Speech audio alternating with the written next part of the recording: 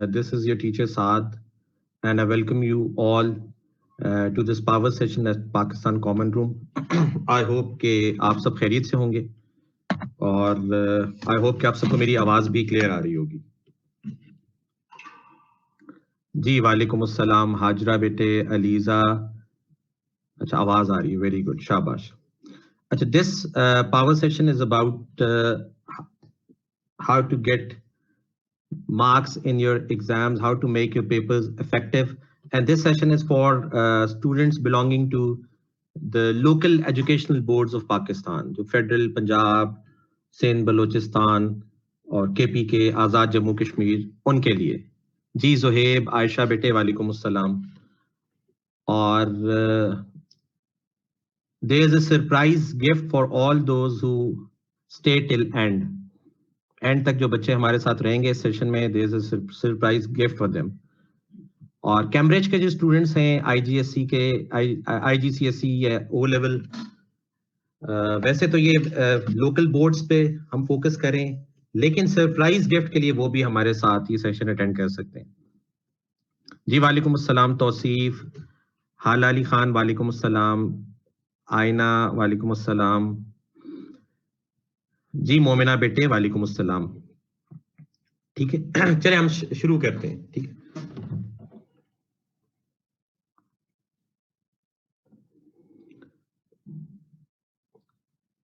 जी अली जावेद बेटे वालेकुम अस्सलाम। अच्छा, those who have been attending my classes, they know me, and there's a little introduction of myself. Sidra bete walaikum assalam. My name is Saad, and I have almost 14 years of experience in education, in teaching physics to all educational boards in Pakistan. And currently, I'm working as head of physics department in APSACS, and I'm also working as principal of an institute in Islamabad, which is VAST. जी मलिहा वालेकुम अस्सलाम, जवाद बेटे अस्सलाम वालेकुम। And I'm also education advisor to some of the institutions, and I'm also a certified paper setter and paper checker in federal board.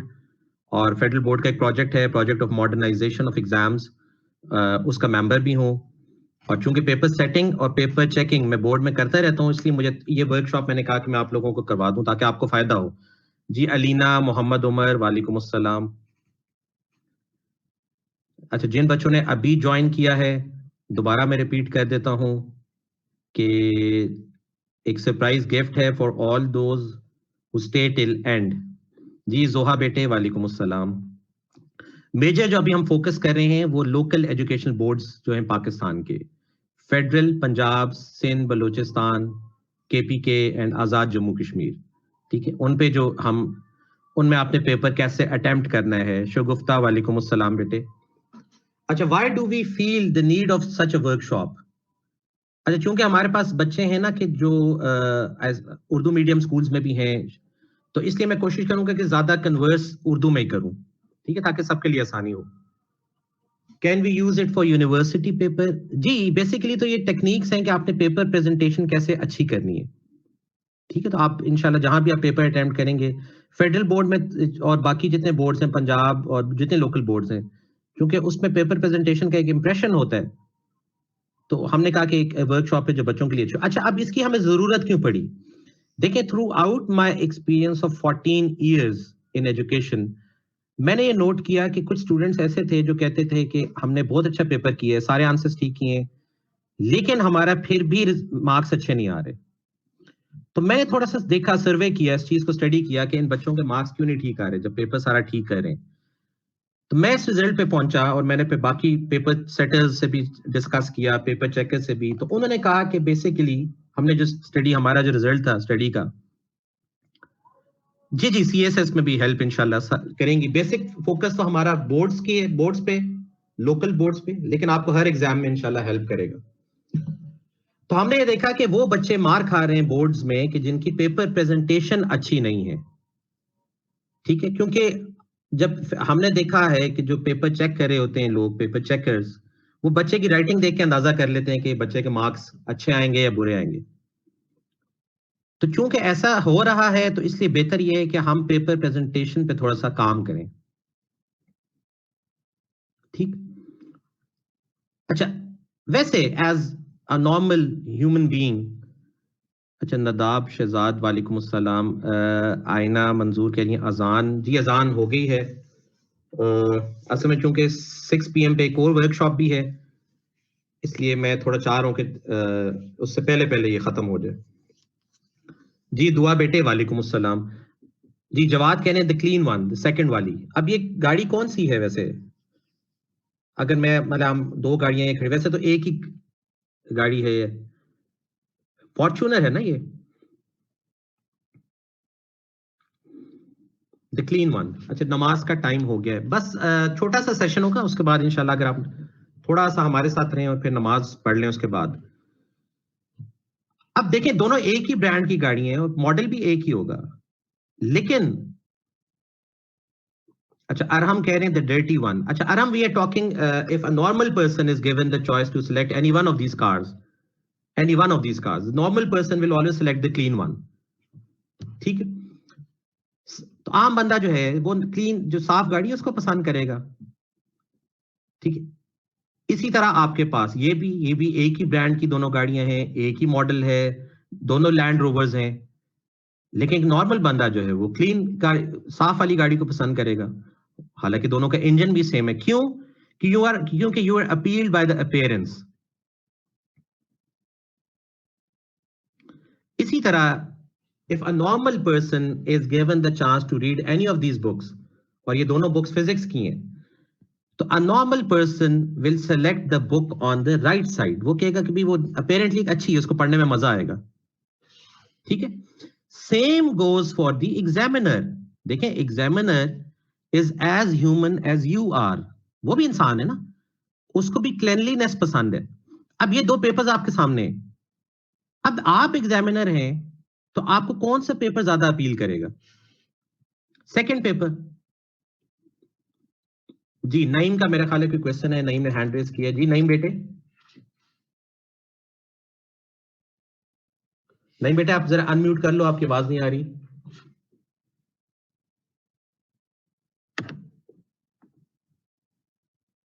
बेटे आपका mic mute है। नहीं बेटे आवाज आपकी नहीं आ रही, माइक आपका म्यूट है। जी सबने कहा राइट वाला। ठीक है, अभी तो आपने पेपर पढ़ा भी नहीं, देखिए ना, आपने पहले कह दिया कि आपको राइट वाला पेपर ज्यादा पसंद है, तो एग्जामिनर को भी राइट वाला ज्यादा अच्छा लगेगा। ठीक है, अब ये वाला पेपर अगर आप देखें, ये कुछ इंस्टीट्यूशंस के पेपर्स थे जो मैंने स्लाइड्स में डाले हैं। जी मोहम्मद बेटे, क्या क्वेश्चन है आपका?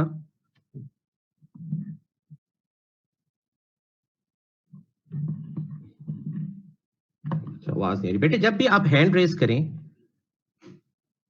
तो आप माइक को जरूर अनम्यूट कर लिया करें,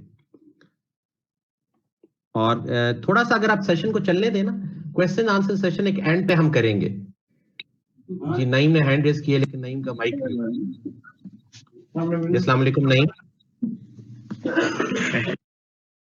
जी नईम बेटे आपकी आवाज आ रही है, बताइए।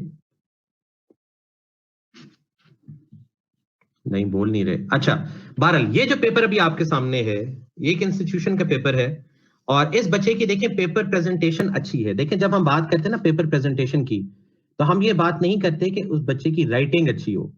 राइटिंग तो एक आपकी हैबिट है जो ओवर द एज बननी है, वो तो आप जैसी बन गई है वैसी रहेगी, आप एक साल में या कुछ महीनों में आप उसको चेंज तो नहीं कर सकते। प्रेजेंटेशन का मतलब ये है कि पेपर में आप लिखें इस तरह, बेशक उसी राइटिंग से लिखें। जैसे अभी ये पेपर आपको नजर आ रहा है, इस पेपर में बहुत सारी मिस्टेक्स हैं, लेकिन ये चेक हुआ हुआ पेपर, आप देखें बहुत सी मिस्टेक्स को ओवरलुक कर दिया एग्जामिनर ने, क्योंकि इसने प्रेजेंटेशन अच्छी की हुई है। अगर आप, मैं एक और पेपर आपको दिखाऊं, जी ये जो आप कह रहे हैं बोथ आर गुड, ये तो एक ही पेपर है, ये मैं कंपैरिजन नहीं कर रहा, ये तो एक ही बच्चे का पेपर है। अब ये एक और बच्चे का पेपर है, और इसकी प्रेजेंटेशन देखें किस तरह की, ना इसने कोई मार्जिन लाइंस लगाई हुई है, ना कोई मार्कर यूज किया हुआ है। अब इस बच्चे ने आंसर सारे ठीक लिखे हुए हैं। अब ये देखें न्यूक्लियर रिएक्शंस भी लिखे हुए हैं, ये सारी इसने आंसर्स ठीक लिखे हुए,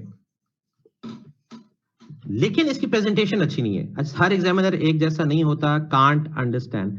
देखें मैं आपको ये नहीं कह रहा कि आप पेपर गलत करें और प्रेजेंटेशन अच्छी करें, अभी हमने शुरू में डिस्कस किया ना कि हमने थोड़ा सा सर्वे किया, थोड़ा स्टडी किया कि बच्चे मार्क्स लूज करें बिकॉज ऑफ बैड प्रेजेंटेशन। और मैंने फेडरल बोर्ड में और बाकी बोर्ड्स में भी खुद लोगों को देखा है, ये बात करते हैं ना जो पेपर चेकर्स होते हैं, कि जो जिनकी अच्छी प्रेजेंटेशन है वो पेपर देख के कह देते हैं भाई ये तो टॉपर है, जिसकी बुरी प्रेजेंटेशन वो देख के कह देते हैं भाई ये तो फेल हो गया। अब हालांकि अभी उन्होंने चेक भी नहीं किया। उसी चीज से आपको बचाने के लिए ये वर्कशॉप कह रहे हैं ना, आपने आंसर्स तो ठीक लिखने ही है, साथ अच्छे तरीके से प्रेजेंट करना है ना। ठीक है, अब इस तरह के सैंपल्स आपको दिखाने का मकसद ये है कि आप को अंदाजा हो जाए ना। अब देखें ये पेपर्स अगर आपके सामने आते हैं, इनमें से जो राइट वाला पेपर है ये फेडरल बोर्ड का की शीट पे इस बच्चे ने किया हुआ है।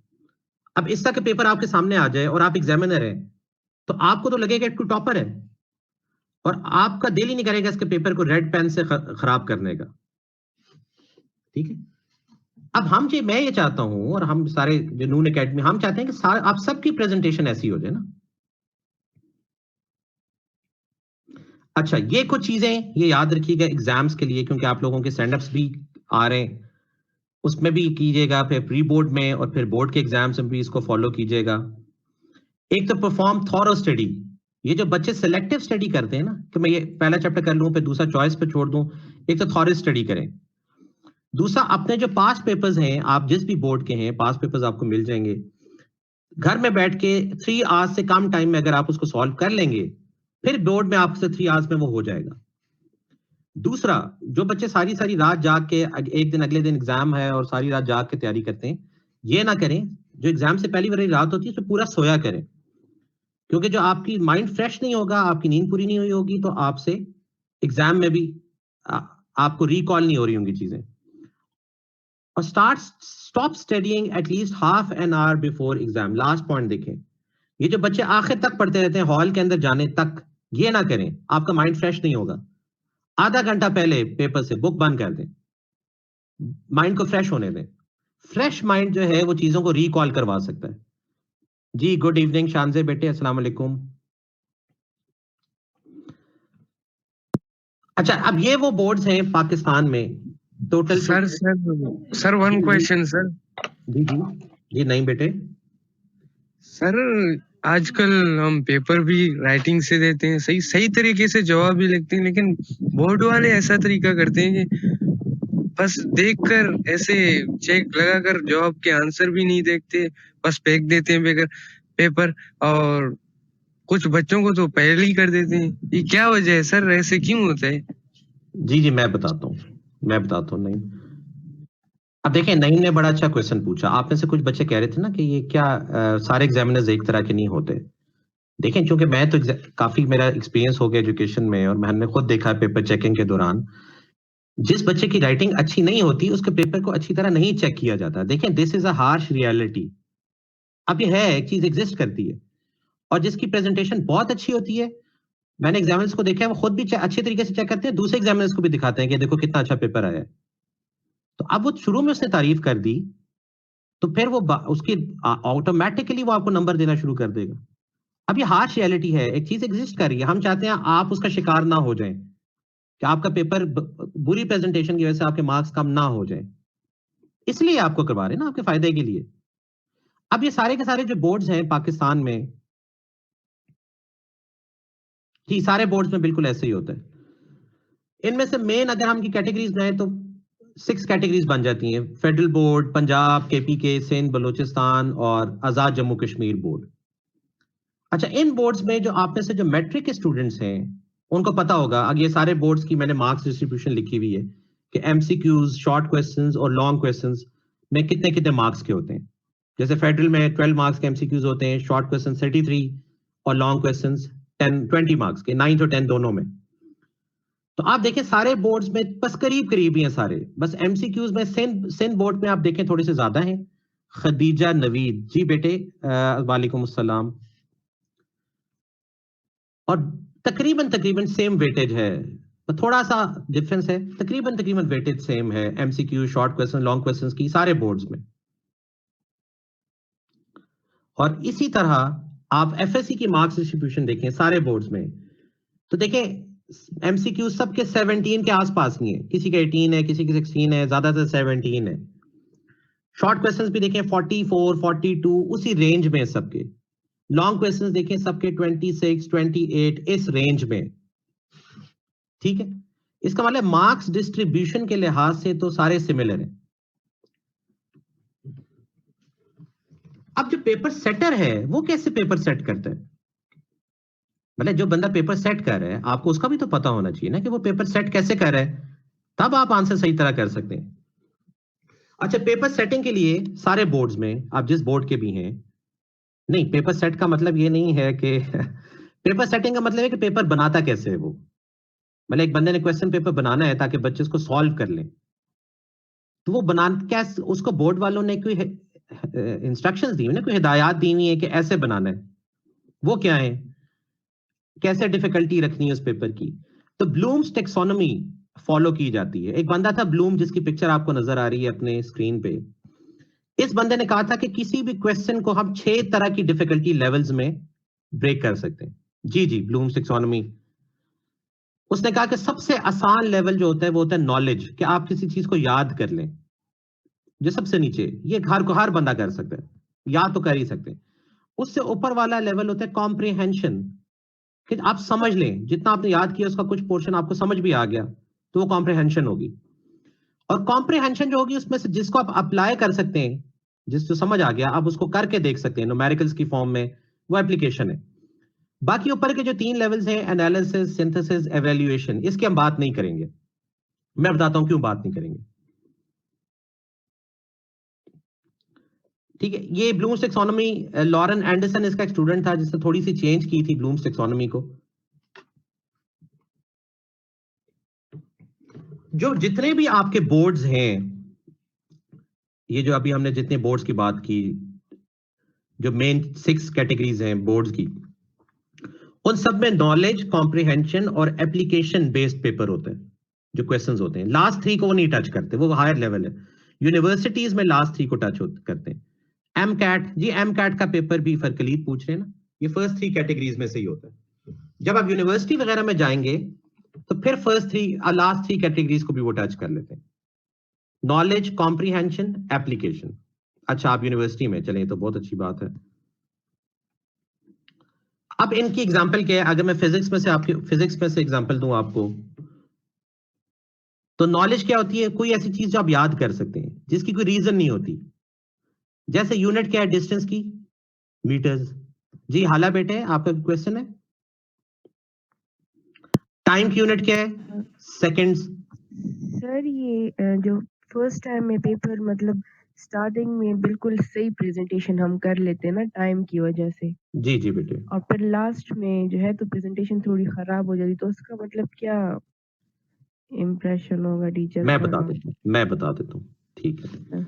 अच्छा, ये बड़ा अच्छा क्वेश्चन पूछा हाला ने। अभी एक और बच्चे ने भी हैंड रेज किया हुआ है, मैं बस आपको भी मौका देता हूँ। जी आके बेटे, वालेकुम अस्सलाम। एक तो मैं अभी आपको टाइम मैनेजमेंट भी बताऊंगा कि आपने किस तरह टाइम मैनेज करना है, किस क्वेश्चन को कितना टाइम देना है। और दूसरी बात यह है कि आपने कोशिश ये करनी है, ये बाद वाली स्लाइड्स में आएगा, कि शुरू की 3 से 4 शीट्स में आपने बेस्ट राइटिंग करनी है। जी सर, बेटे अस्सलाम मोहम्मद। वालेकुम। जी वालेकुम अस्सलाम। सर कैसे हैं आप? जी अल्हम्दुलिल्लाह, आप खैरियत से? जी सर अल्हम्दुलिल्लाह। सर मैं फर्स्ट ईयर का स्टूडेंट हूँ यहाँ पे फिजाइया मिन्हास। अच्छा अच्छा। यस सर, मैं आपकी सारी तकरीबन मंथ होने वाला मैं देख रहा हूँ, मतलब कि पढ़ रहा हूँ, आपसे सीख रहा हूँ। अच्छा अच्छा। सर गाइड कर दीजिएगा फेडरल बोर्ड के अकॉर्डिंगली। ठीक है ठीक है, चले मैं बता देता हूँ। ठीक है बेटे। अच्छा, ये जो मैं अभी आप सबको बता रहा हूँ ना, ये इंशाल्लाह इस पूरी आप सेशन को अटेंड करेंगे, आप जिस बोर्ड के भी हैं, federal, Punjab, Sindh, Balochistan, AJK, KPK, सब में आपको फायदा होगा इंशाल्लाह। ठीक है। और दूसरा वो जैसे हाला ने पूछा ना, देखिए शुरू की 3 से 4 शीट्स आपकी बेस्ट राइटिंग में होनी चाहिए, बेस्ट प्रेजेंटेशन। आखिरी शीट्स में आपकी राइटिंग थोड़ी सी खराब भी हो जाए तो खैर है, वो आपने सुना है ना इंग्लिश में कि the first impression is the last impression. देखने में आपका जो इंप्रेशन बन जाए, बस आगे तो एग्जामिनर को पता है कि बच्चे के पास टाइम नहीं था, इसको तेज करना पड़ गया। ठीक। अच्छा, जिन बच्चों ने थोड़ा लेट ज्वाइन किए उनको भी बता देता हूं कि एंड पे आप जो बच्चे एंड तक हमारे साथ रहेंगे उनके लिए एक सरप्राइज है। ठीक है, जो आखिरी स्लाइड तक जो साथ होंगे, ज्यादा बड़ा सेशन नहीं है। ठीक, अब देखिए नॉलेज बेस्ड क्वेश्चंस कैसे होते हैं। जैसे एक क्वेश्चन आपके सामने लिखा हुआ है, इसकी कोई रीजन नहीं है कि डिस्टेंस की यूनिट मीटर्स में क्यों होती है, कोई रीजन नहीं है, तो बस ये याद करना होता है आपने। कॉम्प्रिहेंशन बेस्ड कैसे होते हैं, जैसे ये लिखा हुआ है, ग्राफ बना हुआ है और लिखा हुआ है कि बताएं डिस्टेंस टाइम ग्राफ, अगर ये बना हुआ है, ये किस चीज का ग्राफ है, तो हम ये देख रहे हैं कि भाई इस डिस्टेंस और टाइम बढ़ रहे हैं साथ साथ, तो इसका मतलब है कि बॉडी यूनिफॉर्म वेलोसिटी से या यूनिफॉर्म स्पीड से मूव कर रही है। ये कॉम्प्रिहेंशन है, इसका मतलब थोड़ा सा हमने समझ के किया ना इसको। एप्लीकेशन बेस्ड पेपर क्या होता है, एप्लीकेशन में जो न्यूमेरिकल्स होते हैं वो एप्लीकेशन बेस्ड होते हैं। अब देखें सारे न्यूमेरिकल्स हैं, डिस्टेंस टाइम ग्राफ बनाए when the object is moving with 4 metre per second, broad graph of a body 3 second, time दी हुई, स्पीड दी हुई, सारे न्यूमेरिकल्स हैं। आपके बोर्ड्स में जो न्यूमेरिकल्स होते हैं उनको वो कहते हैं एप्लीकेशन बेस्ड क्वेश्चंस। ठीक, अभी जो मैंने आप लोगों को दिखाई ना वेटेज सारे बोर्ड्स की, एमसीक्यूज में और शॉर्ट और वो लॉन्ग में क्या परसेंटेज होती है, आपके सब बोर्ड्स में तकरीबन जो नॉलेज बेस्ड क्वेश्चंस होते हैं ना वो तकरीबन 15.5% होते हैं नॉलेज बेस्ड। जो कॉम्प्रिहेंशन बेस्ड क्वेश्चंस होते हैं वो तकरीबन 31.9%, तकरीबन, यानी इसके आसपास होंगे सारे बोर्ड्स में। किसी का 30 हो जाएगा, किसी का 32 हो जाएगा, किसी का 28 हो जाएगा, रेंज यही होगी। कि एसएक्यूज होते हैं शॉर्ट आंसर क्वेश्चंस, यानी शॉर्ट क्वेश्चंस को कहते हैं बोर्ड में, इसको एसएक्यू कहते हैं। और ईआरक्यू बोर्ड में कहते हैं लॉन्ग क्वेश्चंस को, एक्सटेंडेड रिस्पांस क्वेश्चंस। ठीक जी, वालेकुम सलाम आराम। नहीं बेटे, यू आर ऑन टाइम इंशाल्लाह, कोई ज्यादा अभी हमने स्टार्ट किया था। एप्लीकेशन बेस्ड क्वेश्चंस 50% से ज्यादा होते हैं, इसलिए आपने न्यूमेरिकल्स पे और डेरिवेशंस पे साइंसेस में बहुत ज्यादा ध्यान देना है।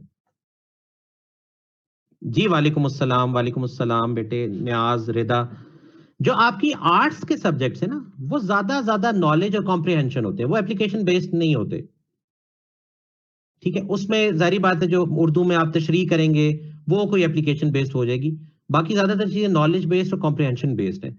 साइंसेस में एप्लीकेशन का ज्यादा होता है। I am O level student, this is helpful. चले, ये तो is this helpful for me. वैसे तो बेटा ये बोर्ड, बाकी जो बोर्ड्स हैं पाकिस्तान के कैम्ब्रिज के अलावा उसके है ये, लेकिन अगर आप रहेंगे तो आपको फायदा भी होगा और एंड पे जो सरप्राइज है वो आपको भी मिल जाएगा इंशाल्लाह। जी वालेकुम सलाम अब्दुल्ला बेटे, नो प्रॉब्लम, बस अभी हमने स्टार्ट ही किया था। इसी तरह इसको तो डिटेल से देखने की जरूरत नहीं। इसी तरह ना जब एक पेपर सेटर ने जब पेपर बनाना होता है ना तो बोर्ड की तरफ से इस तरह का प्लान मिलता है उसको कि चैप्टर 1 में से आपने 2 एमसीक्यूज ले लेने, एक 3 नंबर का शॉर्ट क्वेश्चन ले लेने, लॉन्ग अगर नहीं लेना तो वो डैश लगा देते हैं। इस तरह का एक प्लान मिलता है। वो जो फिजिक्स की मैं क्लासेस जो बच्चे मेरे अटेंड करते हैं ना उसमें इंशाल्लाह मैं फिजिक्स क्लास में इसको डिटेल से डिस्कस करूंगा कि जो क्वेश्चन पेपर बनाना होता है तो वो किस चैप्टर में से कितना सिलेक्ट कर लेते हैं। ठीक है, इस पर अभी इसको डिटेल में जाने की जरूरत नहीं है। टाइम कैसे मैनेज करना है आपने, आपकी केमिस्ट्री की क्लास है, ठीक है आराम बेटे, अगर आप ओ लेवल्स के आप जरूर केमिस्ट्री अटेंड कर लें, केमिस्ट्री क्लास वो जरूरी है, वो ना आपसे मिस हो जाए।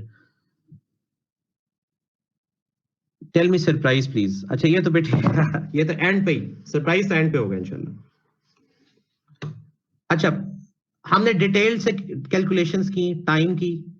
आपके बोर्ड वाले आपको 3 घंटे देते हैं 180 मिनट्स पेपर को सॉल्व करने के लिए। ठीक, मेरी क्लास कब होती है, मेरी फर्स्ट ईयर की क्लास होती है 3 बजे रोज 3 PM पे, और मेरी सेकेंड ईयर की क्लास होती है 4 PM पे। फर्स्ट ईयर सेकेंड ईयर को सिर्फ मैं पढ़ाता हूँ। जी सारे सबको सरप्राइज गिफ्ट मिलेगा इंशाल्लाह। और जो पेपर सेटर है, जो पेपर को सेट करता है, वो 120 मिनट्स में सॉल्व कर लेता है उसी पेपर को 2 घंटे में। जब भी किसी बोर्ड में कोई एक पेपर सेटर नहीं होता, वो ग्रुप ऑफ पेपर सेटर्स होते हैं। जब वो पेपर बना लेते हैं तो वो खुद पहले सॉल्व करते हैं। अगर वो 2 घंटे में कर लें फिर स्टूडेंट्स को 3 घंटे के लिए वो पेपर मिलता है सॉल्व करने के लिए। जी अरहम, आप बेशक अटेंड करके एंड पे आ जाएं। अब मैंने जो थोड़ी सी कैलकुलेशंस की अपने तौर पे, अपने एक्सपीरियंस पे, वो मैं आपसे शेयर कर लेता हूं कि जो मैट्रिक के स्टूडेंट्स हैं वो अपने सारे एमसीक्यूज 1.5 मिनट में अगर एक एमसीक्यू कर लें तो उनका पेपर टाइम पे खत्म भी हो जाएगा और 2 मिनट्स उनके पास रिव्यू के भी बच जाएंगे। या आप बेशक नोट कर लेंगे, इन पे करके देखिएगा। लास्ट रिपीट कर दें। लास्ट मैंने क्या कहा था? लास्ट मैंने बस ये बताया था कि जो आपका जो भी बोर्ड होता है उसमें जो पेपर सेटर्स होते हैं वो 2 घंटे में पेपर सॉल्व कर लें। अगर वो 2 घंटे में कर लेते हैं फिर आपको 3 घंटे के लिए वो पेपर मिलता है। ठीक है, ये आप नोट कर लीजिए अपनी अपनी क्लासेस के लिहाज से। मैट्रिक के स्टूडेंट्स अगर 1.5 मिनट में एक एमसीक्यू कर लेंगे तो फिर एंड पे 2 मिनट उनके पास रिव्यू के भी रह जाएंगे, दोबारा एक दफा नजर मार सकेंगे। एफएससी वाले स्टूडेंट्स 1.3 मिनट्स में अगर एक एमसीक्यू कर लेते हैं तो एंड पे तकरीबन 3 मिनट उनके पास बच जाएंगे रिव्यू के लिए। ठीक है, ये सारे बोर्ड्स के लिए बता रहा हूं। ठीक है, और मैंने ये कई अक्रॉस द पाकिस्तान कई जगहों पे, कई इंस्टीट्यूशंस पे मैंने ये वर्कशॉप्स कराई हैं जो मैं अभी आपको करा रहा हूं। और मुझे अगले साल कई स्टूडेंट्स ने बताया कि सर वो जो आपने कराया था उससे हमारे मार्क्स इंप्रूव हो गए, तो इंशाल्लाह आपको भी फायदा होगा। जी जी, वो खुद टीचर्स हैं, वो जल्दी सॉल्व कर लेते हैं, इसलिए तो फिर आपको 3 आवर्स मिलते हैं ना। जी अरहम बेटे, आपको मिलेगा प्राइज इंशाल्लाह, भी इंशाल्लाह मिल जाएगा। शॉर्ट क्वेश्चंस जो मैट्रिक के स्टूडेंट्स हैं वो 4 मिनट्स में हर शॉर्ट क्वेश्चन कर लें, और लॉन्ग क्वेश्चंस 15 मिनट्स में एक पार्ट, यानी ए पार्ट बी होता है ना लॉन्ग में, तो एक पार्ट को वो 15 मिनट्स में कर लें मैट्रिक के स्टूडेंट्स, तो एंड पे 6 मिनट्स फिर भी बच जाते हैं पेपर रिव्यू के लिए। ठीक है, ये नोट कर लें, आप करके देखिएगा, फिर आप बताएंगे कि हमें फायदा हुआ है। 6 मिनट्स में आप पूरे पेपर पे एक दफा नजर मार सकते हैं। एफएससी के स्टूडेंट्स 3 मिनट्स में एक शॉर्ट क्वेश्चन करें, और लॉन्ग क्वेश्चन का जो हर पार्ट है ए बी वो 12 मिनट्स में करें, तो उनके पास एंड पे 21 मिनट्स बच जाएंगे पेपर रिव्यू के। 21 मिनट्स इसलिए जरूरी है क्योंकि एफएससी में थोड़ा ज्यादा न्यूमेरिकल्स और डेरिवेशंस थोड़ी ज्यादा होती हैं, फिजिक्स में भी और बाकी चीजों में भी, तो इसके लिए मैंने रिव्यू टाइम ज्यादा रखा है ताकि आप एक दफा दो सबको देख सकें। I tried in my English paper in grade 9। अच्छा चलिए, ये तो बहुत। मोहम्मद उमर, अच्छा यही वाले टाइमिंग्स आपने अप्लाई किए थे उमर?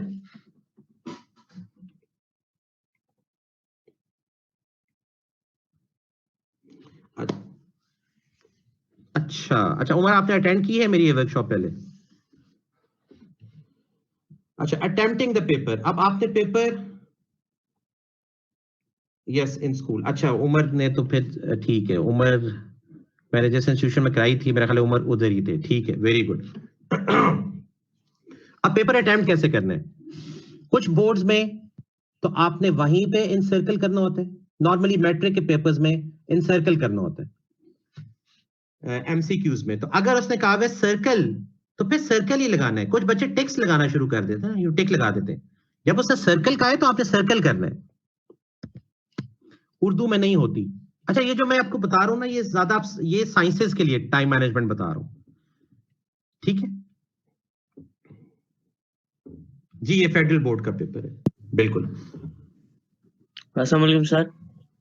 और जी अस्सलाम वालेकुम सर, ये जो आपने बताया ना सर्कल और टिक वाला, सर ये तो इस साल चेंज हो गया, बबल सिस्टम आया है सर इस साल। जी वही मैं नेक्स्ट शीट देखें, नेक्स्ट स्लाइड पे बबल शीट आ गई है। Okay sir.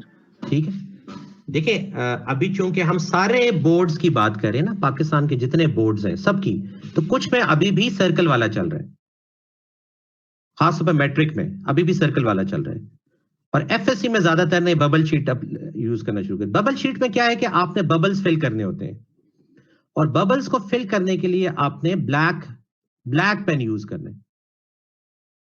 ठीक है, black pen, black pointer use कर ले, क्योंकि इसमें टाइम ज्यादा लग जाता है ना। तो आपने देखा होगा कि इसको थोड़ा सा आपने एक तो बबल को अच्छी तरह फिल करना है, तो उसके लिए आपको फिर ज्यादा मेहनत से वो करना पड़ेगा। सिर्फ आंसर ठीक करना काफी नहीं है, बबल को फिल भी सही तरह करना है ताकि वो मशीन उसको रीड कर सके। ब्लू कर सकते हैं, देखें जो मशीन रीड करती है ना, आप लोगों ने 9th की फिजिक्स में आप लोगों ने पढ़ा होगा कि ब्लैक कलर जो है वो गुड एब्जॉर्बर होता है, वो लाइट को एब्जॉर्ब कर लेता है। तो जो जिस ऑप्टिकल मशीन को से रीड कराते हैं ना जी, अली जावेद वालेकुम अस्सलाम, उसमें इस पे लाइट डालते हैं तो ब्लैक उसको एब्जॉर्ब कर लेगा, तो ब्लैक को उसको पता चल जाएगा कि ये यहाँ पे सर इस कैंगरू बच्चे टेस्ट ने में भी वही कलर करते किया हुआ है। हैं। ब्लू से हो सकता है इतना अच्छा एब्जॉर्ब ना हो। जी मिशल बेटे, सर कैंगरू टेस्ट में भी यूं ही करते हैं। अच्छा कैंगरू टेस्ट में भी इस तरह करते हैं, ठीक है, ये तो बड़ी अच्छी बात है। चले फिर जिन बच्चों ने कैंगरू टेस्ट किया हुआ है उनको तो फिर आइडिया होगा। और इसमें फिर आपने अपने रोल नंबर्स और अपने वर्जन नंबर क्या होता है अभी हम डिस्कस करते हैं, फिल भी करने हैं। और उनके लिहाज से अगर आपका रोल नंबर 2 है, 2 से शुरू हो रहा है, तो पहले बबल में आप पहले कॉलम में आपने सेकंड बबल को फिल कर देना, नेक्स्ट 1 है तो फिर 1 को फिल कर देना। और ये मशीन इसको चेक करती है, इसलिए इसको जरा ध्यान से करना है आपने।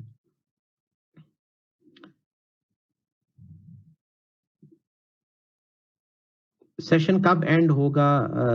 बस बेटे इंशाल्लाह 15 to 20 मिनट्स में इंशाल्लाह। फिर आप लोगों के लिए सरप्राइज है, सबके लिए जो जो अटेंड कर रहे हैं इंशाल्लाह।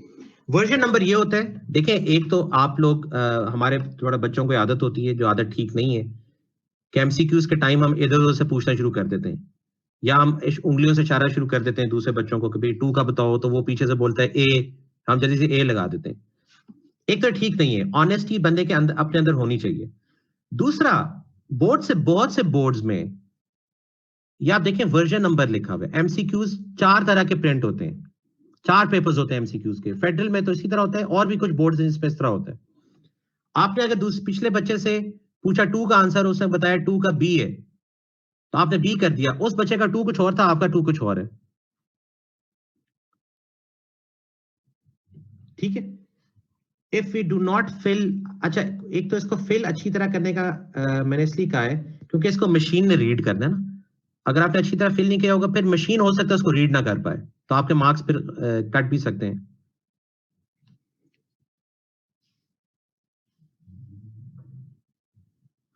ये आप किसका पैटर्न बता रहे हैं बेटे? ये सारे बोर्ड्स जितने पाकिस्तान के बोर्ड्स हैं सबका, ठीक है। तो ये वर्जन नंबर का आपने ख्याल रखना है, यही वर्जन नंबर आपने बबल शीट पे भी लिखना होता है।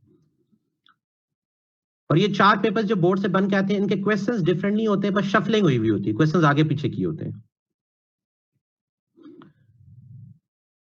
आई go to physics class, will I get the prize? बेटे प्राइज तो चले आप क्लास अटेंड करके आ जाए, प्राइज तो उनके लिए जो एंड तक रहेंगे। अच्छा अब ये चीजें भी सुन लें, draw margin line on only one side, सिर्फ एक साइड पे मार्जिन लाइन होनी चाहिए।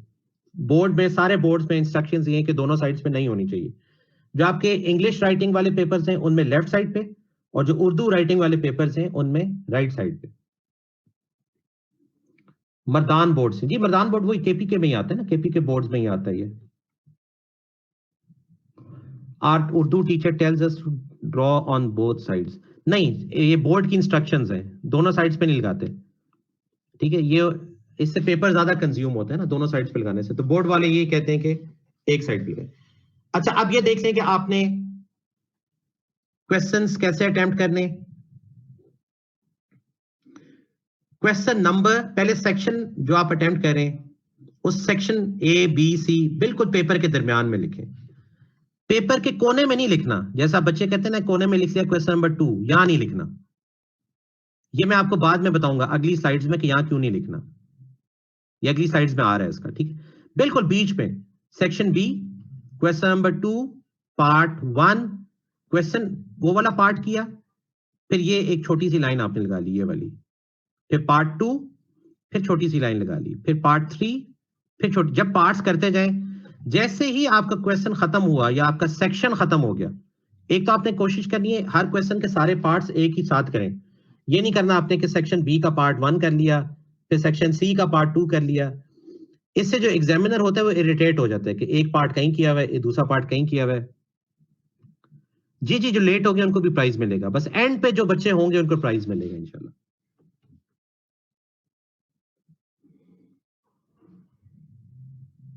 और जब आपका एक सेक्शन पूरा खत्म हो गया, तो पहले तो आप हर पार्ट के बाद छोटी लाइंस लगा रहे थे, अब आपने एक बड़ी लाइन लगा देनी है स्केल के साथ और मार्कर के साथ, ताकि उसको पता चल जाए सेक्शन खत्म हो गया। फिर next section question number, part number. ठीक, ये लाइन जो लगानी है लाइन के ऊपर लगानी है, दो लाइंस के दरमियान नहीं।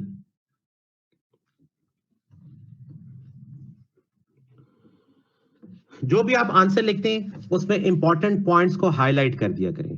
अब उसके दो तरीके, जैसे ये एक आप देख रहे हैं पेपर, इसमें मार्कर से उसने लिखा हुआ है। इसकी एग्जांपल कैसे है, जैसे एक एग्जांपल है ना कि when a fast moving bike hits an obstacle the rider falls forward why. जैसे एक बंदा बाइक पे जा रहा है तो टक्कर लगती है तो आगे क्यों गिर जाता है, तो होता तो इनर्शिया की वजह से। लेकिन थोड़ा सा तो आपने पहले एक्सप्लेन करना है ना कि जो लोअर पार्ट है उसकी बॉडी का वो बाइक के साथ है, अपर पार्ट फ्री है, जैसी बाइक हिट करेगा तो बाइक रुक जाएगा, लेकिन अपर पार्ट मूव करता रहेगा बिकॉज ऑफ इनर्शिया। उर्दू में मैं इसलिए बता रहा हूं क्योंकि हमारे पास उर्दू मीडियम स्टूडेंट्स भी हैं, ठीक है, ताकि किसी के लिए मुश्किल ना हो। ठीक है, अब बिकॉज ऑफ इनर्शिया को आपने हाईलाइट कर दिया। अब एग्जामिनर जैसे ही आपका आंसर देखेगा, हो सकता है पूरा ना पढ़े, बिकॉज ऑफ इनर्शिया देके टिक कर दे, जैसे इस बच्चे ने नीचे किया हुआ है। पूरा आंसर लिखा हुआ है लेकिन मेन जो पॉइंट है कि सर्कल हैज कांस्टेंट एक्सेलरेशन, उसको उसने हाईलाइट कर दिया। दूसरा तरीका ये कि आप मार्कर हाईलाइट करने के लिए ना यूज करें, आंसर लिख लें, बाद में जो इंपॉर्टेंट पॉइंट्स उनको नीचे लाइन लगा दें। और वो देखिए मैंने एंड पे रिव्यू वाला टाइम बताया ना आपको, टाइम मैनेजमेंट में कि रिव्यू के मिनट्स कौन से, जिसमें पूरे पेपर को रिव्यू करने, आप उस टाइम में भी हाईलाइट कर सकते हैं।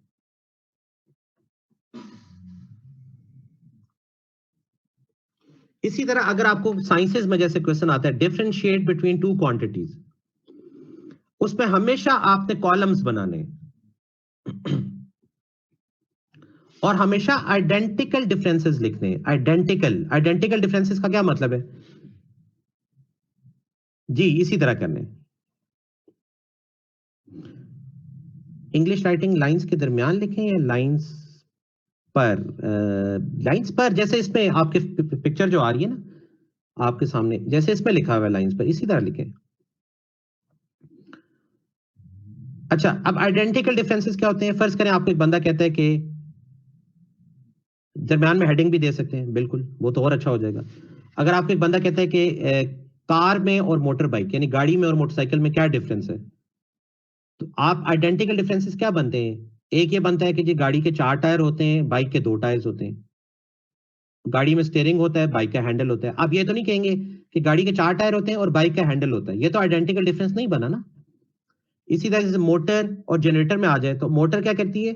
इलेक्ट्रिकल एनर्जी को मैकेनिकल एनर्जी में करती है। जनरेटर क्या करते हैं? मैकेनिकल को इलेक्ट्रिकल में कर देता है। ये डिफरेंसेस है ना, तो आइडेंटिकल डिफरेंसेस को कहते हैं। जी सैयद फैसल अली, वालेकुम अस्सलाम, कोई प्रॉब्लम, नो प्रॉब्लम। जो बच्चे लेट हो गए नो प्रॉब्लम, सरप्राइज उन बच्चों को मिलेगा जो एंड तक होंगे हमारे साथ। न्यूमेरिकल्स को कैसे करने हैं, ये जो मैं फिजिक्स की क्लासेस लेता हूं उस पर साथ साथ बताता हूं, सारे बच्चे सुन लें।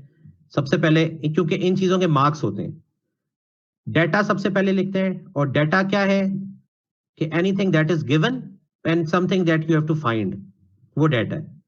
और जो यूनिट कन्वर्जन है, ऐसा यूनिट में जैसे सेंटीमीटर में दिया हुआ इसको आपने मीटर में करना है, वो आपने डेटा के अंदर ही करना है। Centimetre to metre conversion. How much time left? बस बेटे इंशाल्लाह 10 to 15 मिनट्स में खत्म हो जाएगी। फॉर्मूला अलग से हेडिंग देनी है, सॉल्यूशन अलग से हेडिंग देनी है, और फिर जो आपका आंसर आएगा उसको आपने एक बॉक्स बना के हाईलाइट कर देना। अब अगर आपका जो न्यूमेरिकल है 4 मार्क्स का है, तो जो मार्किंग स्कीम दी हुई होती है पेपर चेकर को, उसको बताया होता है कि डाटा का 1 नंबर है, फॉर्मूला का 1 नंबर है, सोल्यूशन का भी सोल्यूशन का आधा नंबर है, सोल्यूशन का 1 नंबर है, आंसर का भी 1 नंबर है।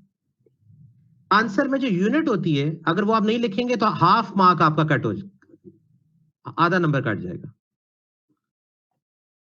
ठीक है, तो इसलिए इन स्टेप्स को आप हेडिंग से क्यों करते हैं?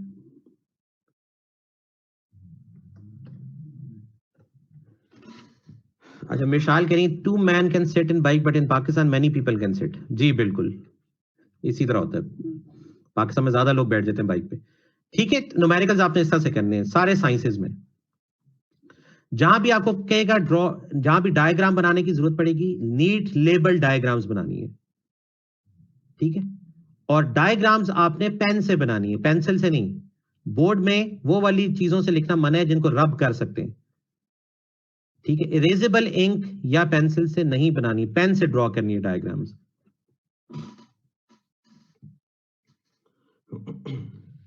जब भी आपको कहेगा राइट नोट ऑन समथिंग, जब कोई डिवाइस है, तो ये नोट जो होता है ना, ये एसे की तरह होता है, जैसे इंग्लिश में एसेज होते हैं ना, उर्दू में भी, और वो ओपन एंडेड क्वेश्चंस होते हैं, उनमें आपको कभी भी पूरे नंबर नहीं मिलते। तो अगर आपको इस तरह का आ गया ना कि राइट नोट ऑन थर्मोमीटर या राइट नोट ऑन जनरेटर या राइट नोट ऑन मोटर, तो पूरे मार्क्स लेने के लिए आप फिर उसको डिवाइड करते हैं। पहले उसका प्रिंसिपल लिख दें, फिर कंस्ट्रक्शन लिख दें, फिर वर्किंग लिख दें। कंस्ट्रक्शन में आपने क्या करना है, डायग्राम बनानी है, उसको लेबल करना है और थोड़ा सा उसको एक्सप्लेन कर देना जो आपने लेबल किया हुआ है। वर्किंग का क्या मतलब है कि जब वो काम करना शुरू किया तो तब एक पैराग्राफ लिख देना है। तो इन हेडिंग से ये होगा कि आपको मार्क्स बेहतर मिल जाएंगे। एग्जामिनर को होगा कि भाई इसको इसका मतलब सारा कुछ पता है। फाउंटेन पेन नहीं यूज कर सकते, ये अभी आगे आ रहा है स्लाइड में, एक स्टूडेंट ने पूछा ना फाउंटेन पेन का, फाउंटेन पेन नहीं यूज कर सकते, बोर्ड में मना है। जी हबीबा बेटे, जी सर हमें उर्दू वगैरह का भी बता देते। जी बेटे, मैं अभी तो मेन फोकस मेरा पेंसिल पे था। मैं फिर कोशिश ये करूंगा कि नेक्स्ट एक सेशन जो है वो आर्ट्स के लिए हो जाए। वैसे तो ये सारा कुछ जो मैंने आपको बताया यही आप आर्ट्स पे भी अप्लाई करें तो आपको इंशाल्लाह, क्योंकि ऐसे स्टूडेंट्स हैं जिन्होंने आर्ट्स में भी अप्लाई किया तो उनको फायदा हुआ। ठीक है, ये मेरे ख्याल है हबीबा की जो माइक है उससे आवाज डबल होके आ रही थी। चले नेक्स्ट स्लाइड। जी नहीं बेटे। सर एक चीज मुझे समझ में नहीं आ रही, आपने कहा कि रफली नहीं करना है, अगर हम इसको पेंसिल से बने फिर इसके ऊपर पेन से फिर दोबारा बने तो रफली नहीं होगा ना? हाँ यूं आप कर सकते हैं कि पेंसिल से बनाए, उसके ऊपर पेन से एक दफा दोबारा कर दें। लेकिन हाँ, लेकिन बोर्ड में इंस्ट्रक्शंस होती हैं कि कोई ऐसी इंक यूज नहीं करनी जो इरेज हो सके, जो मिट सके। तो मतलब पेंसिल या फाउंटेन पेन दोनों मना है। पॉइंटर सही है सर, वो इंक वाली नहीं? पॉइंटर ठीक है, सही है सर। ठीक है। अच्छा, जिन बच्चों को थोड़ा सा आवाज में लैग कर रहा है वो मेरे ख्याल है अगर आप लोग एक दफा रिफ्रेश कर लें अपना ब्राउजर। जी मलिहा बेटे। सर अस्सलाम वालेकुम। सर मैं ये पूछ रही थी ना कि यहाँ पर ये कुछ लोग कह रहे कि ब्लैक पेन नहीं अलाउ, हम तो मतलब यूज करते हैं, हमें मार्क्स भी मिलते हैं, तो ब्लैक पेन। जी मैं बताता हूँ। अच्छा आप लोग अगर कोशिश करो ना, एंड पे मैं क्वेश्चन आंसर सेशन भी एंड पे इंशाल्लाह आपको मैं सारे क्वेश्चंस लूंगा। अभी अगर मैं क्वेश्चंस लिए ना सारों के तो फिर वो सेशन आगे नहीं चलेगा। जी मोहम्मद बेटे। अस्सलाम वालेकुम सर। जी वालेकुम सलाम। जैसा कि अभी आपने कहा कि जिससे ये भी आपने सारा कहा do your best writing on first few pages ना। जी जी सर जैसे कि पेपर के लास्ट में अगर आपका होता है कि अक्सर वो थोड़ा सा होता है कि क्वेश्चन आपको होता है ना, तो सर अगर हम उधर थोड़ी सी राइटिंग खराब हो जाए तो उसका कोई मार्क्स का क्या उसका इंप्रेशन पड़ता है? मैं बताता हूँ। ठीक है, बहुत अच्छा क्वेश्चन। देखें आप लोगों ने ये कोशिश करनी है कि शुरू के 3 to 4 पेजेस में ना कोई गलती हो, कि आप उसको काट काट के, जैसे मैंने शुरू में एक पेपर आपको दिखाया ना कि बच्चे ने काट काट के आंसर्स लिखे हुए, हालांकि आंसर्स ठीक लिखे हुए लेकिन इंप्रेशन खराब है। ठीक है, तो आपने शुरू के 3 to 4 पेजेस में कोई गलती नहीं करनी, आराम से लिखना है। इसीलिए तो मैं कह रहा हूं आप पास पेपर सॉल्व करें घर में बैठ के, ताकि आपको आदत पड़ जाए अच्छी प्रेजेंटेशन के साथ 3 घंटे में पेपर पूरा करने की। 4 पेजेस के बाद फिर थोड़ा थोड़ा आप तेज करना शुरू करें, लेकिन फर्स्ट 4 पेजेस आपका इंप्रेशन बना देते हैं। अच्छा, अभी एक बच्ची ने ब्लैक पेन का पूछा है, मलिहा ने, मैं बता देता हूं, आगे आ रहा है स्लाइड में। क्वेश्चन नंबर्स वही लिखने हैं जो पेपर में लिखे हुए हैं, ये नहीं कि आप क्वेश्चन नंबर 5 पहले कर रहे हैं तो उसको यहाँ पे 1 लिख दें, ऐसे नहीं। ठीक है, और ये तो मैंने आपको पहले बता दिया कि बेस्ट राइटिंग करनी है फर्स्ट फ्यू पेजेस में। बस इंशाल्लाह 5 मिनट्स का हमारा रह गया सेशन, फिर आपके सरप्राइज आपको देते हैं। अच्छा, वो जो अजान का कह रही है मेरे ख्याल है वो कराची में होंगी ना, उनकी अजान लेट हो रही होगी। अच्छा, अब आप जो पेपर चेक कर रहा होता है ना बंदा, वो भी एक टीचर होता है, उसको मार्किंग स्कीम मिलती है। अब ये देखें आपके सामने मार्किंग स्कीम पड़ी हुई है, आपकी स्लाइड पे आ रही है, ये फेडरल बोर्ड की मार्किंग स्कीम है। और इसमें आप देखें कि जो एमसीक्यूज हैं वो चारों वर्जन्स के आंसर्स उसको दिए हुए हैं, और हर स्टेप का लिखा हुआ है कि अगर बच्चे ने एक क्वेश्चन में ये स्टेप किए तो 1 मार्क दे दें, ये वाला स्टेप किए 2 मार्क्स दे दें। इसको मैं थोड़ा जूम इन करके दिखाता हूं।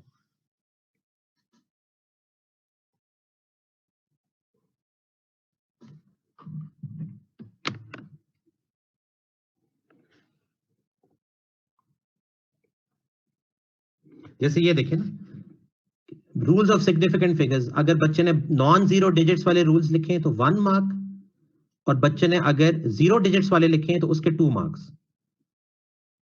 तो उसको हर स्टेप का मार्क बताया होता है, इसलिए मैं जो स्टेप्स का बार बार कह रहा हूं ना कि स्टेप्स आपने देख के करने। अच्छा, 2 बच्चों ने हैंड रेस किया है, बेटे बस ये खत्म हो रही है सेशन, इसके बाद मैं आपके क्वेश्चंस ले लेता हूं, बस ये खत्म, एंड पे है बस, बिल्कुल ठीक है। आई एम सॉरी अगर मैं भी आपका क्वेश्चन लूं तो ये सेशन फिर एंड नहीं होगा।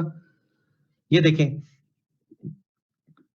जो भी डेरिवेशंस हैं वो सारा, अगर डेफिनेशन लिखी है 1 mark, absolute potential definition 1 mark, derive किया हुआ है, डेरिवेशन के भी स्टेप्स लिखे हुए कि फर्स्ट स्टेप का 1 मार्क, सेकंड स्टेप का 2 मार्क्स। अच्छा, कभी कभी बोर्ड में ऐसा होता है कि क्वेश्चन गलत प्रिंट हो जाता है और आपको ऐसा लगता है अब ये गलत क्वेश्चन है, ये तो हो ही नहीं सकता, तो आप परेशान हो जाते हैं। परेशान नहीं होना। ये देखें, ये एक क्वेश्चन है, अगर ये फर्स्ट ईयर के बच्चों को थोड़ा ज्यादा आसानी से समझ आ जाएगा, बाकियों की खैर है अगर उनको समझ नहीं आता। क्वेश्चन नंबर 4 पार्ट बी देखें, क्वेश्चन लिखा हुआ है, discuss the factors on which work done by anybody in conservative field depends. ऐसा कोई टॉपिक बुक में है ही नहीं। हाँ, कंजर्वेटिव फील्ड है लेकिन फैक्टर्स नहीं है बुक में, ये गलती से अब प्रिंट हो गया। अब उसने जो मार्किंग स्कीम दी है एग्जामिनर को, जो पेपर चेक कर रहा है, उसमें लिखा हुआ है क्वेश्चन नंबर 4 देखें, ये 4 है, ये पार्ट बी है, और उसमें लिखा हुआ है award 3 marks to candidates who attempt question number 4। जिसने भी क्वेश्चन 4 अटेम्प्ट किए उसको वो नंबर मिल जाएंगे, चाहे उसने सही किए चाहे वो गलत किए। तो इस बात पे बिल्कुल परेशान ना हुआ करें। मेरे मैट्रिक में इसी तरह, जब मैं मैट्रिक कर रहा था 2001 में, मैंने एग्जाम्स दिए थे मैट्रिक के, उसमें इसी तरह क्वेश्चन था जो गलत आ गया था, प्रूव नहीं हो सकता था मैथ्स में, तो वो मैंने अटेम्प्ट कर दिया और मेरे मार्क्स आ गए। उस टाइम 99 मार्क्स थे मेरे 100 में से। अच्छा, ये देखें, ये फेडरल बोर्ड में एक बच्चा जो टॉपर्स में था, ये उसका पेपर है। ये जब मैं लास्ट टाइम फेडरल बोर्ड गया था तो मैंने इस पेपर की कुछ पिक्चर्स ले ली थी ताकि आप देख सकें कि टॉपर्स के पेपर किस तरह के होते हैं। बस ये हमारी प्रेजेंटेशन अब इस टाइम एंड पे, फिर मैं आपके क्वेश्चंस भी लेता हूँ और सरप्राइज भी बता देते हैं इंशाल्लाह। ठीक, आप देख लें कि इस तरह से आपकी प्रेजेंटेशन भी होनी चाहिए, हाईलाइट किया हुआ है, हेडिंग्स डाली हुई है। ये वही पेपर है, देखिए न्यूमेरिकल जिसने कैसा की हुए, वही डाटा या गिवन फॉर्मूला सॉल्यूशन हाईलाइट किया हुआ है इसने।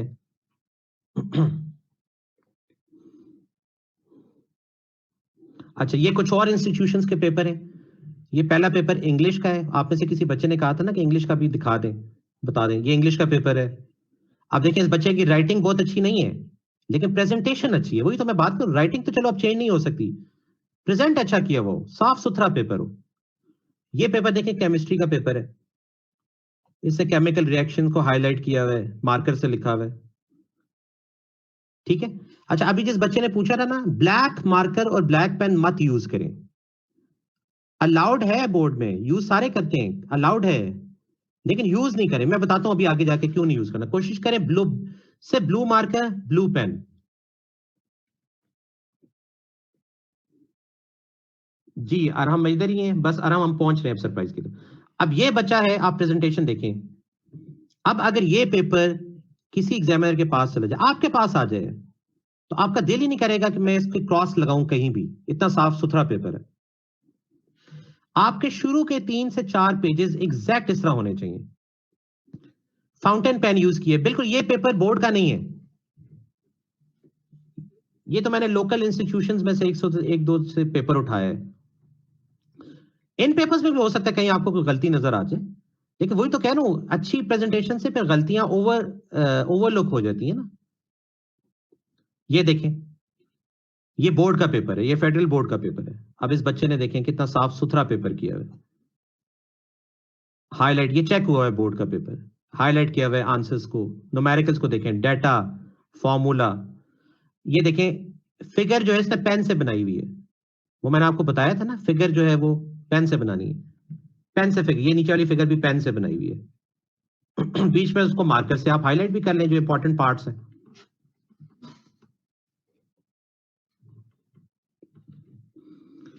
अच्छा, कुछ चीजें याद रखने की हैं, बस ये आखिरी कुछ चीजें। एक, सारी स्टेशनरी आपके पास अपनी होनी चाहिए।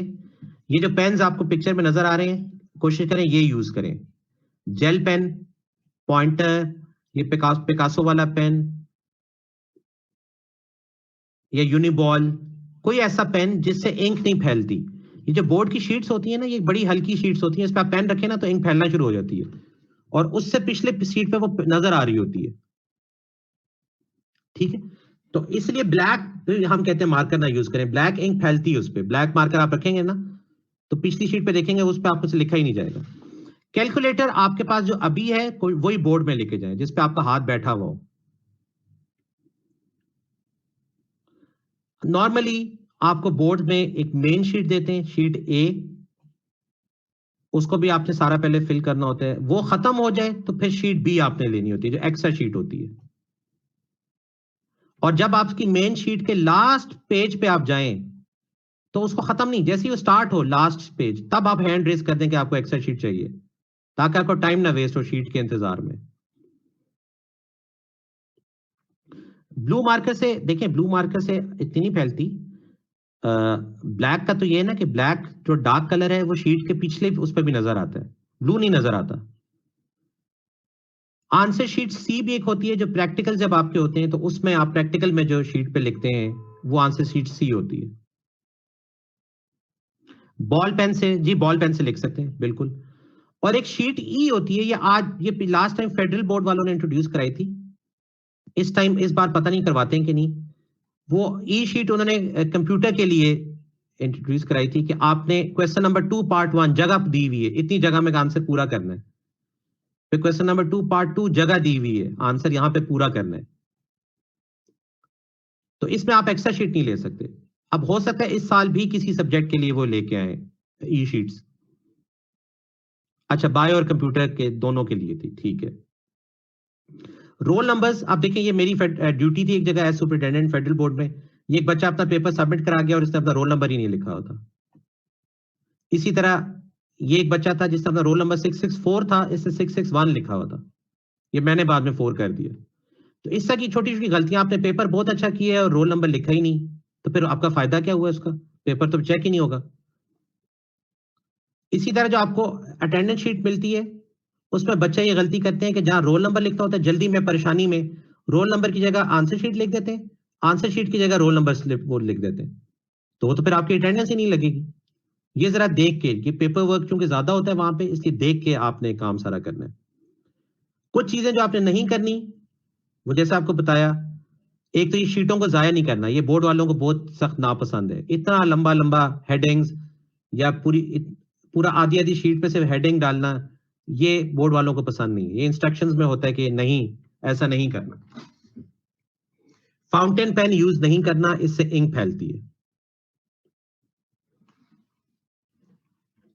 मार्जिन दोनों साइड पे नहीं लगानी, ये बोर्ड की इंस्ट्रक्शंस में ये मना है, दोनों साइड पे मार्जिन नहीं लगानी।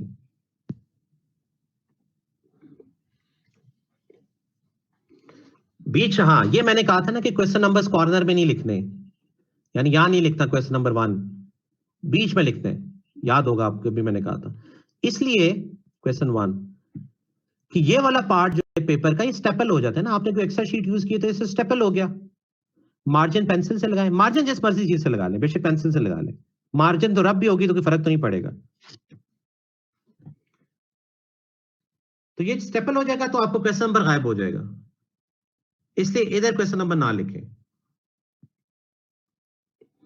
ये होती है ना बोर्ड की शीट, इस तरह की होती है, ये बहुत हल्का पेपर। ये देखें पिछले पेपर का ये बार कोड भी आपको नजर आ रहा है, इससे पिछली शीट का। तो जब आप लिखेंगे तो आपका भी तो ब्लैक पेन जो होगा वो दूसरी साइड पर नजर आ रहा होगा ना।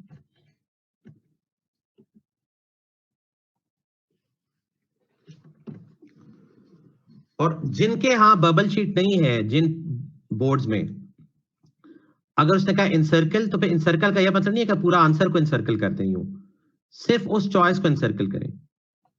और कुछ बच्चे हैं वो इतना बड़ा टिक लगा देते हैं, जैसे ये लगा हुआ है, कि 3 ऑप्शंस कवर हो जाती हैं उस टिक में। चले जी, यहां पे हमारा सेशन एंड हो गया। अब आपके सरप्राइज का टाइम हो गया।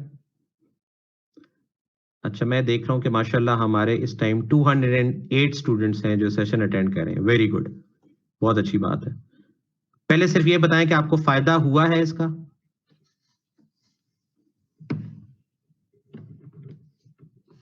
वेरी गुड, शाबाश, बहुत अच्छी बात है। चले जी, अब आपकी स्क्रीन पे एक एमसीक्यू आ रहा है। जो जो बच्चे इसका आंसर कर देंगे उनको सरप्राइज मिलेगा, चाहे आंसर ठीक हो या चाहे आंसर गलत हो। ये ले,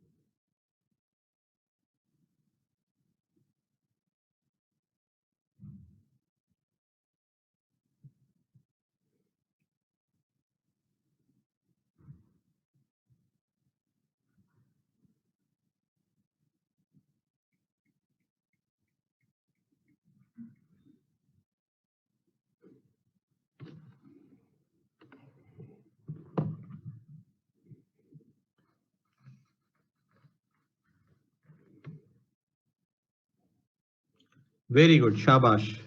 95% बच्चों ने तो ठीक आंसर किया। नहीं, कोई इरेजेबल इंक यूज नहीं करनी, ना लेड पेंसिल यूज करनी है। जितने बच्चों ने भी ये एमसीक्यू अटेम्प्ट किया है, या चलें कुछ बच्चे मुझे नजर आ रहे हैं जिन्होंने अटेम्प्ट नहीं किया, जितने बच्चे इस टाइम प्रेजेंट हैं और मेरी आवाज सुन रहे हैं, उन सारों को हम डिस्काउंट वोचेस देंगे और वो एडिडास की किसी भी आउटलेट पर जाके 25% फ्लैट डिस्काउंट ले सकते हैं। ठीक है, जितने बच्चे भी अभी मेरी आवाज सुन रहे हैं और इस टाइम प्रेजेंट हैं, आपको डिस्काउंट वोचेस मिलेंगे और एडिडास की किसी भी आउटलेट पे कोई भी चीज लेने पर 25% फ्लैट डिस्काउंट मिलेगा आपको। ठीक, वेरी गुड। अच्छा, अब एक दो बच्चों ने हैंड रेज किया हुआ है। बेटे अभी मेरे पास सिर्फ 2 मिनट हैं क्योंकि नेक्स्ट वर्कशॉप भी होनी है अभी पाकिस्तान कॉमन रूम पे। नईम से पूछ लेते हैं। जी नईम, क्या क्वेश्चन है आपका? सर मेरा क्वेश्चन ये था कि कुछ बच्चे बोर्ड में अलग तरीके के वो मार्कर यूज करते हैं, जैसे कि येलो, ग्रीन, ये कैसे सर? नहीं, वो नहीं यूज करने, सिर्फ blue marker, blue pen. Okay sir. हाँ जी, इसी तरह कुछ बच्चे वो चमकीले किस्म के वो भी यूज करते हैं, वो भी नहीं यूज करने, ग्लिटर वगैरह यूज नहीं करने। ठीक है जी, लास्ट क्वेश्चन हबीबा बेटे, क्या क्वेश्चन आपका?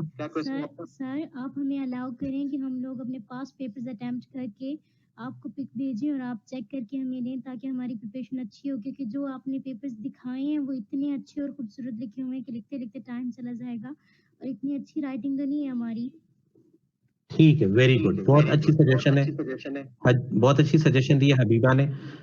हम यूं करते हैं कि हम ठीक है, हम एक डेट अनाउंस कर देंगे इसी पाकिस्तान कॉमन रूम पे ही, आप लोगों को कोई टाइम दे देंगे, आप अपनी मर्जी से पास पेपर सिलेक्ट करके सॉल्व कीजिएगा और पोस्ट कर दीजिएगा। ठीक है, फिर हमारे सिर्फ मैं ही नहीं, मेरे से बहुत अच्छे अच्छे टीचर्स भी हैं हमारे इस प्लेटफॉर्म पे, हम सबका एक्सपर्ट ओपिनियन ले लेंगे आपके पेपर्स पे, एक एवेल्यूएशन कर देंगे कि जी आपके पेपर्स में इतने मार्क्स बनते हैं और प्रेजेंटेशन के इतने पॉइंट्स हैं आपके, तो हम एक पैनल बना लेंगे अपने एक्सपर्ट्स का। ठीक है, चले बच्चों, थैंक यू वेरी मच, आपकी बहुत अच्छी पार्टिसिपेशन थी इसमें। इंशाल्लाह नेक्स्ट जो पावर सेशन होगा, आई होप कि आप उसमें भी आएंगे। ठीक, अपना बहुत ख्याल रखिएगा, अल्लाह हाफिज।